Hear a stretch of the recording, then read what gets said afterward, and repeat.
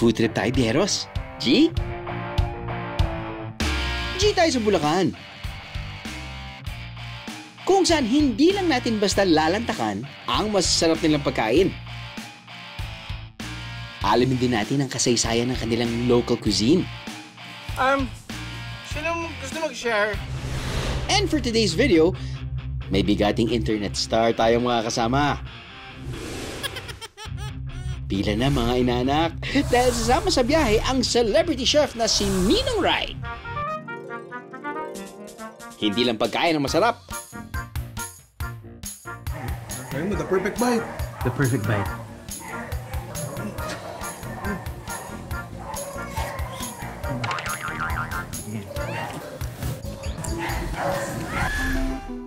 May masarap ding kwentuhan. Meron pang hulaan. Pero clearly, yung first na kinain natin, yun yung mas may marinade. Ano ba? Nalagyan mo sa... Nalagyan? O sa? Buhay pa. Lutuan. Mga nagtatanong nga kung ano ba una dapat, sibuyas o bawang. Ako pagigluto pero sasabay ko para mainis sila. And a whole lot of fun. Yan lang ako namaril ng artista, pre. Sapul nga ako. Kaya ano pang hinihintay nyo? Tara na tikman ang flavors of Bulacan.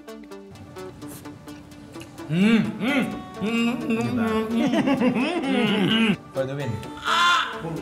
Oh, ang tarap! Kala ko may nangyari.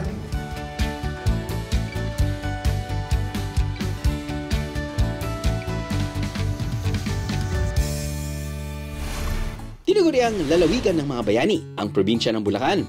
Dito kasi galing ang marami sa mga bayaning Pilipino. Sa probinsya rin ito, nangyari ang ilan sa mga makasaysayang labanan.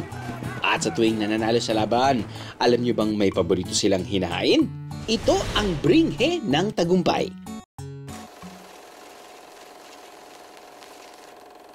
Ako si Ninong Rai at ako mag-uuwi ng bringhin ng tagumpay. Bringhin ng tagumpay? Hindi mo basta-basta mauuwi ang bringhin ng tagumpay. Kailangan mo nang dumaan ka sa akin. Sino sa amin ni Ninong Rai ang bias niyong katipinero, Bieros?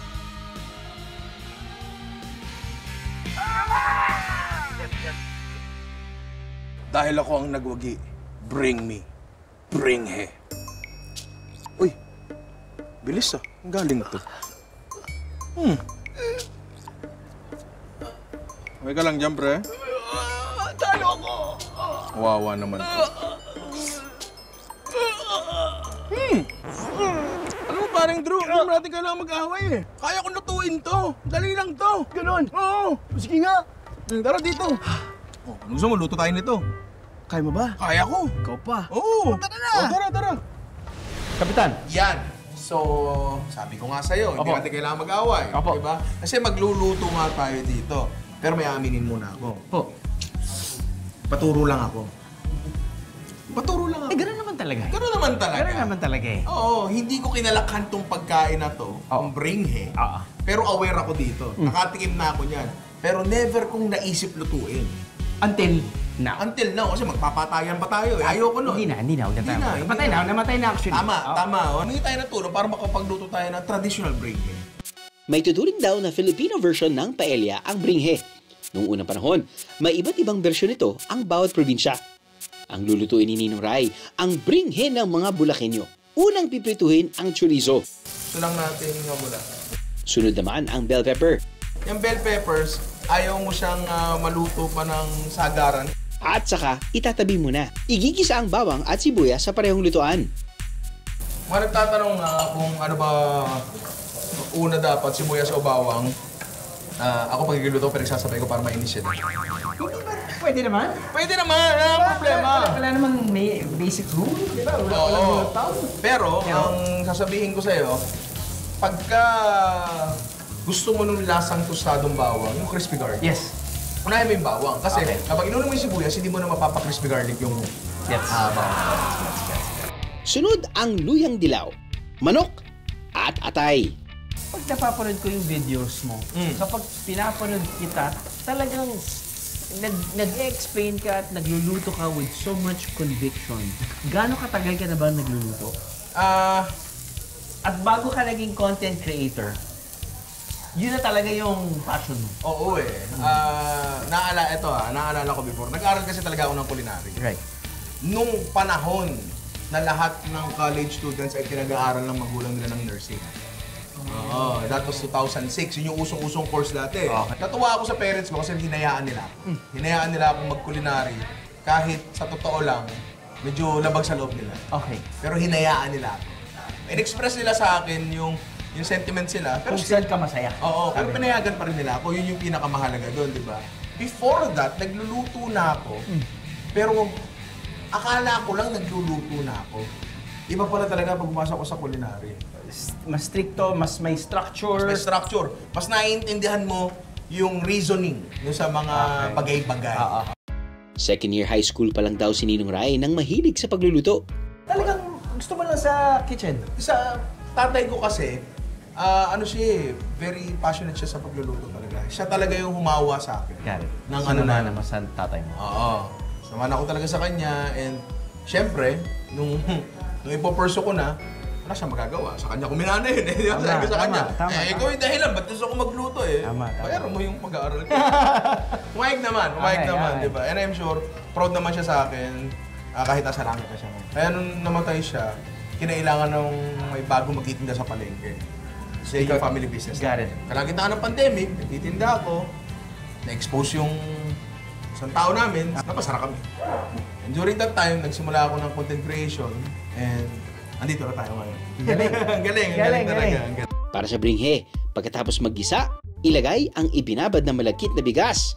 Isusunod ang normal na bigas at saka lalagyan ng pinagpakuluan ng manok o chicken stock. Kapag luto ng bigas, lalagyan na ito ng gata. Napakaswerte natin sa gata. Tama. Sa totoo lang, Carbs. Totoo lang. Grabe. Kasi pre, ang baka, pag ginagatasan mo yan, pakaspahin ka pa niyan eh. Di ba? Yung buko hindi eh. Pwede natin timplahan yan. Ay, paborito ko to. Patis. Hindi ako mabubuhay ng walang patis. Mabubuhay ako ng walang asin. Pero hindi ako mabubuhay ng walang patis. Talaga? Oo. So yan yung pampaalat mo ha? Hindi lang pampaalat. Pampalinamnam. Pampalinamnam. Pampasarap. Pampapogi. Pabango ko rin yan eh. Pero yung may nagsabi sa akin, bango ko daw. Yan yun, ma'am. Yan yun. Patis. Oo. Pero tayo ditong kawali Okay. na meron dahon ng saging.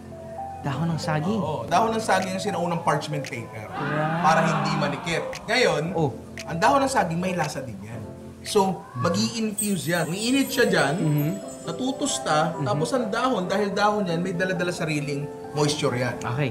Yung moisture na yon, umaangat papunta doon sa ating bringhe at patuloy pa siyang niluluto kasi yan yung kumbaga sa sinaing inin. Inin. Oo, ito yung pinaka-inin niya. Tapos, pag nasusunog yung dahon ng saging, yung flavor ng nasusunog na dahon ay pumapasok ngayon sa bringhe natin. Okay. Nagigets mo na? Parang sarap, diba? I-visualize ko na nga eh. Ayan, so gawin na natin yun. Sa puntong ito, isasama na rin ang bell pepper at chorizo na prinito kanina. Tapos, hinaan lang natin yung apoy. Okay. Tapos, meron pa tayo isang dahon ng saging dito na i-cover natin sa taas. Iiwan ito ng kalahating oras o hanggang magkaroon ng tutong sa ilalim. And, tada! Waging-wagi ang bringhe ng tagumpay. O tayo niyan. Okay. Kuha ko ng konting tutong. Okay. Yan. Tapos, try mo kumuha ng medyo malaking portion. Okay. Titignan mong ganyan. Sa amuyin mo. Sabihin mo, the perfect bite. The perfect bite.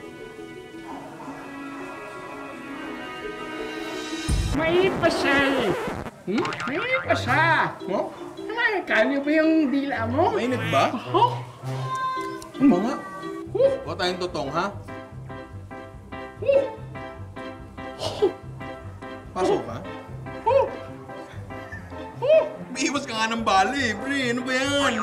Bringi lang yan. okay. Ayun mo, the perfect bite. The perfect bite. Yan.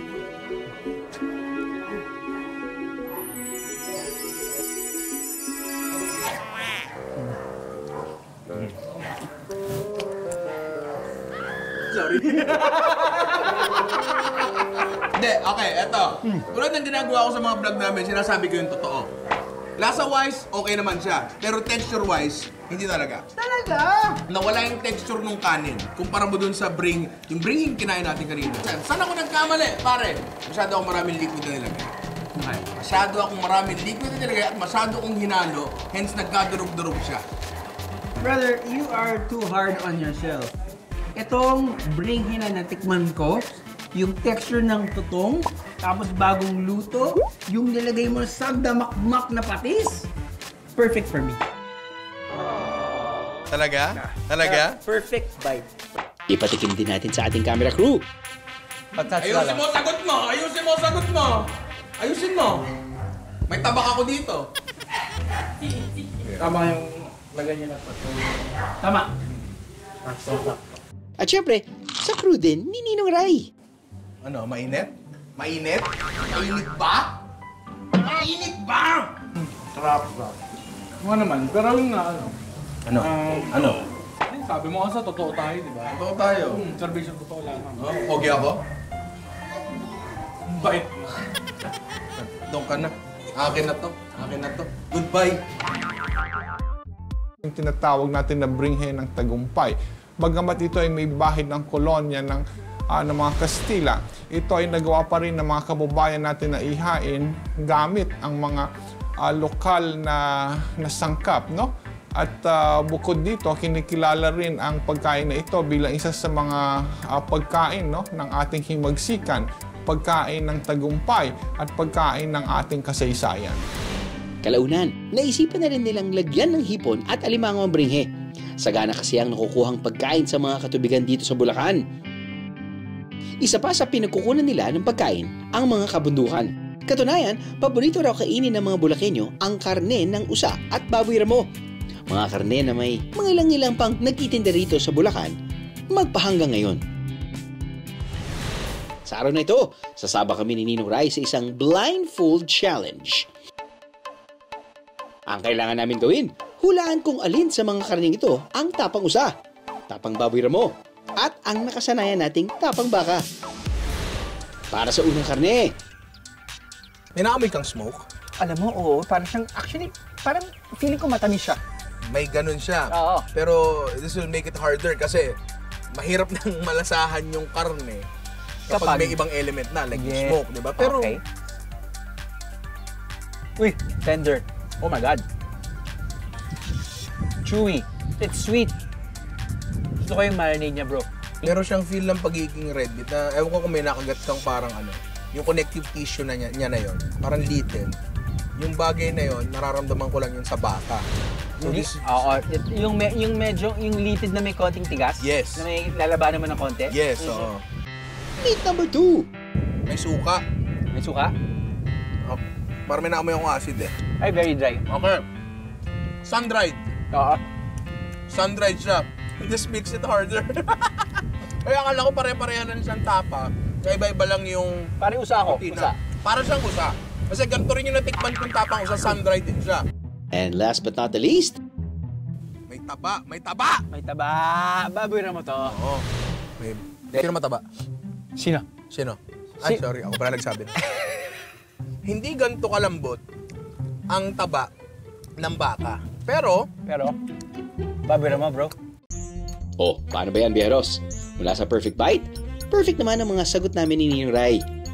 Konsumo ng mga tapa dito ay isa na ordinaryong pagkain ng ating mga kababayang Bulakenyo kahit pa noong araw dahil sagana ang kabundukan sa mga hayop, no, na nananahan diyan sa mga itaas na bundok o diyan sa kaitasaang bahagi ng ating lalawigan. Sa usapang perfect, lalaban daw ang putahe ito. Ang manok na perfectly roasted. Gamit ang pugon o brick oven. Pinapaikot sa loob ng mga pugon ang mga manok ng 3 hanggang 4 na oras. Ang pugon na ito, sariling imbensyon ni Lolo Pedro na isang engineer. Bukod sa slow cook nito, gumagamit din sila ng tuyong kahoy ng mangga para pandagdag lasa. una sa lahat, pagbukas pa lang niya, paglatag pa lang, amoy mo na agad. Ang bango. Bango. Hindi, mabango talaga. Akala nyo ako yun, hindi ako yun. Ito yun. Ako palagay ko lang, hindi natin kino-consider na flavoring ang heat source. Okay. Tama? May lasa ba ang apoy? Wala. Wala. Walang lasa. Pag sunog lang. Oo, pag init lang. And dito talagang amoy na amoy mo siya. Amoy na amoy mo siya. And hindi ko alam kung anong properties ang naibibigay nun dun sa karne itself, pero flavor-wise, kasi nakaamoy ko na eh. Ako na. Rasahan ko na nga sa ngalang. Parang gusto kong Toscanin.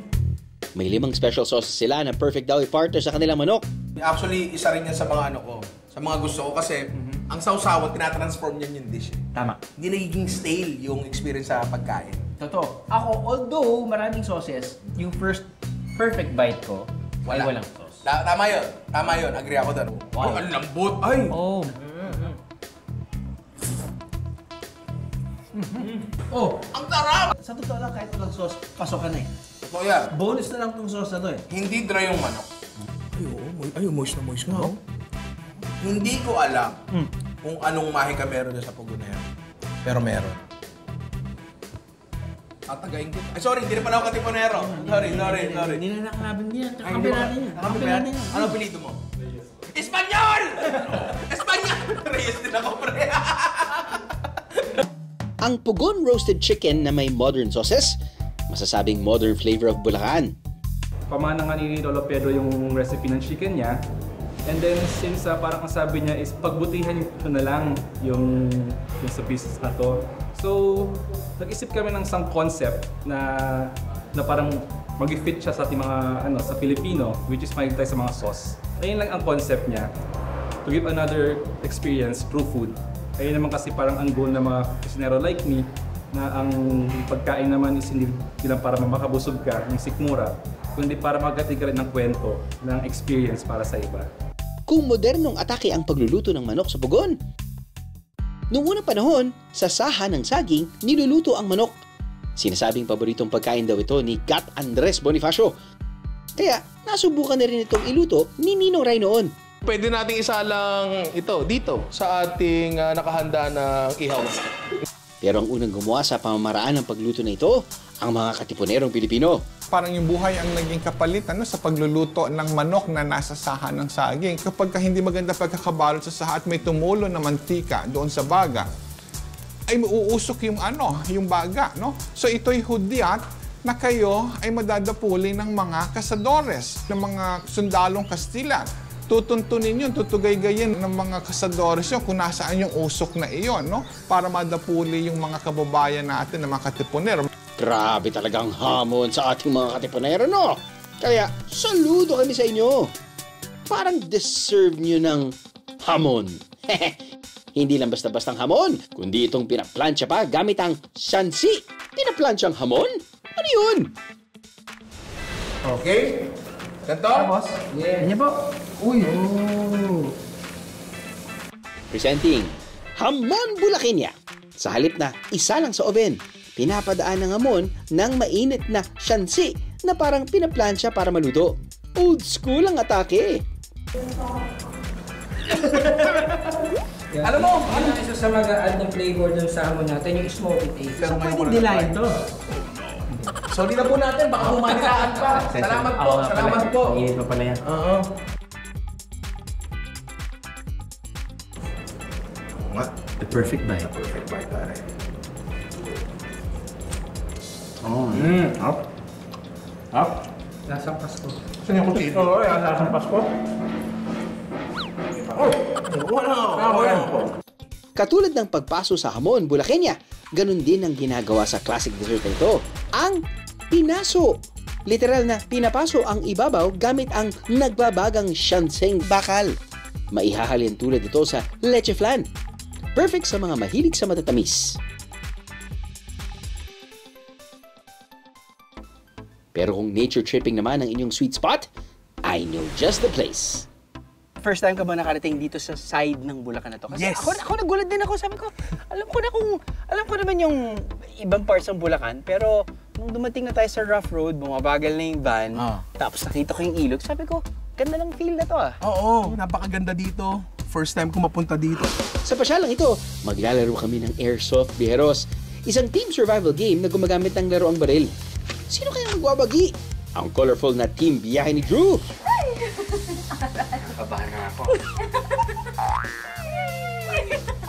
O o ang Team Black na Team Ninong Rai? Hindi na lang ako yuyoko.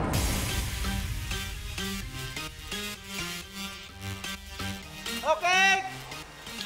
Go!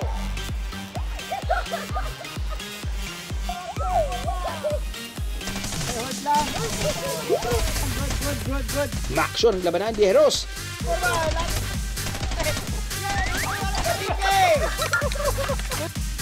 Are you Team Biyahe ni Drew? Or Team Ninong Rai? Ang panalo, malalaman nyo mamaya. Ngayon lang ako namaril ng artista, pre. Sa pool nga ako. Kung ayaw nyo naman sa labanan, abay, may kalalagyan pa rin kayo sa Bulacan. Yes. Sa resort na ito, nag-aalok sila ng team building activities sa mga organisasyon. Pwedeng-pwede rin ang pamilya at magbabarkada. Perfect bonding ngayong Pasko. Kapag sinabing pasalubong mula Bulacan, ano ang una niyong naiisip, Biyeros? Chicharon, minasa, and pastillas de leche. Chicharon po. Pastillas, lechon, tsaka po chicharon. Ang chicharon na ipinagmamalaki ng Bulacan, abay, literal na sumobra na sa laki. Sa Santa Maria, Bulacan, hindi damit ang nakasampay sa mga bakuran, kundi balat ng baboy. Nakakalakihan ko na yan eh. Bata pa ako, may chicharon na sa Santa Maria eh.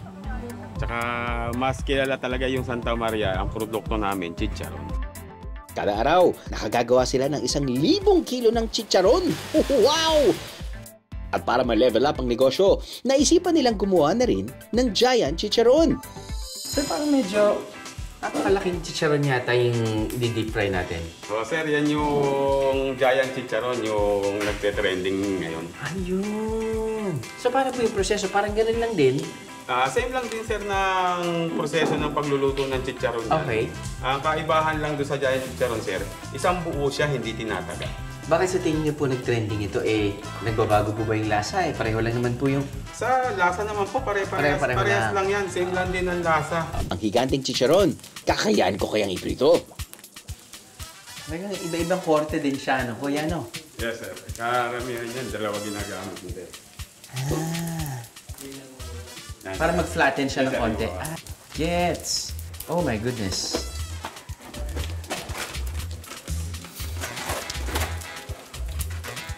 Aray ko! Wala. The level of difficulty, kapag hindi ka sanay, siguro is quite different from hahangwing mas using, itong strainer na to na malaki. Binibenta nila ang giant chicharon mula 300 hanggang 400 pesos, Biyeros. Sabi na, healthy naman, basta isang piraso lang eh.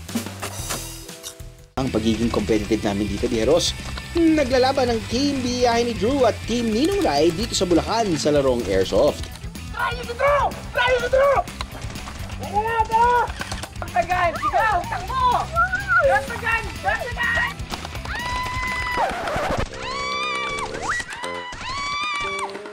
Oh no! Suko na lang ako, Biyeros. Bigyan na natin ito sa Team Ninong. Meron kang advice sa mga fellow, kami mga newbies, sa mga ganitong war games? Kasi bilang pangalawang beses ko na, yes, veterano na talaga absolutely, ako. Absolutely. Ngayon, itong mga to, mga neophyte pa lang yan. Oo. Kumbaga baguhan yan, pero dahil veterano na ako, nahawakan ko sila ng skills ko. Galing! Sabi sa'yo, pre, pangalawang beses ko na. Ang galing! Kaya talagang alam na alam ko na yung mga ganyan bagay. Sa ganitong terrain kasi, medyo kailangan talaga magbe-blend ka. Kayo kasi naka-pink eh. Para i-celebrate ang sweet victory ni Ninong Rai, narito ang mga classic na minatamis ng Bulacan. Yan din ang kukumpleto sa Flavors of Bulacan, Biyeros. Mahilig sa matamis, no? Ang mga kababayan natin dito sa Bulacan. Ang lugar na ito ng lalawigan ay talaga namang napakaraming mga pananim, no? Kaya naman maaaring ito ang pinanggalingan kung bakit mga pagkain ng ating mga taga-lalawigan ay may mga mahilig sa mga matatamis at makikita naman natin ito sa mga produkto na iniaalok, no, sa merkado. Tsaka maliit lang. Solve ka na. Solve na. Sarap po. Pero pag gusto mong maging greedy, kukuha ka ulit. Tulad ko. Napakayaman talaga sa kasaysayan ng Bulacan. Lasap na lasap hanggang sa kanilang mga pagkain. At para mas ma-level up ang food trip, humila lang ng kasama biheros. Dahil mula noon, hanggang ngayon, ang flavors of Bulacan ay mas masarap kapag may kasalo.